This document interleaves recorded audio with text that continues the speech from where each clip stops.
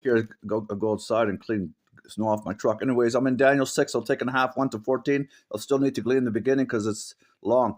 It pleased Daniel Darius the king of Persia to appoint 120 satraps, governors over his whole kingdom, with 3 overseers of them, which Daniel was one, the writer of this book. The satraps were accountable to the king for any loss. Now Daniel distinguished himself above them all. God was with him. The king really liked him, his exceptional qualities. At this time, the administrators probably out of jealousy. They were trying to find grounds to put charges against Daniel, but they couldn't find any. So they said the only way we're going to get him is something against his God, that he's corrupt or something.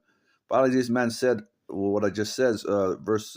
So the administrators and the satrap 6 went out on a group to the king. O king, let's live forever.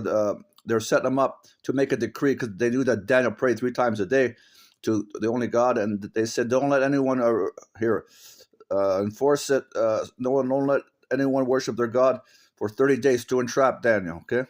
And that's exactly what happened. Now, O king, issued the decree and put it in writing in accordance with the laws. I got to turn the page here.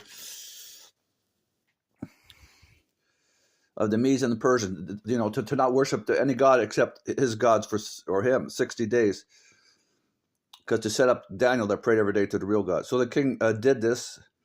Didn't know that Daniel did that in praying, and it was his favorite guy, or else he wouldn't do that. Now when Daniel learned that the decree had been published to not worship any other gods for 60 days, he went home to his upstairs room, and where the windows opened towards Jerusalem 3 times a day, he got down on his knees, there you go, and prayed, giving thanks to God, the real God. Enough said, just as he had done before. Then the men went as a group and found Daniel praying. They set him up, knew it, and asking God for help. Daniel was. So they went to the king and spoke to him about his royal decree, saying, quote, did you not publish, you king, a decree that during the next 30 days, not 60, anyone who prays to any god or man except you, the king, O king, would be thrown in the lion's den? The king answered, the decree stands in accordance with the laws of the Medes and Persians, which cannot be repealed. Then they said to the king, Daniel, who is one of the exiles from Judah, pays no attention to you, O king, or to the decree you put in writing. He still prays 3 times a day. When the king heard this, checking the time, when the king heard this, last 14 for now, the half this chapter.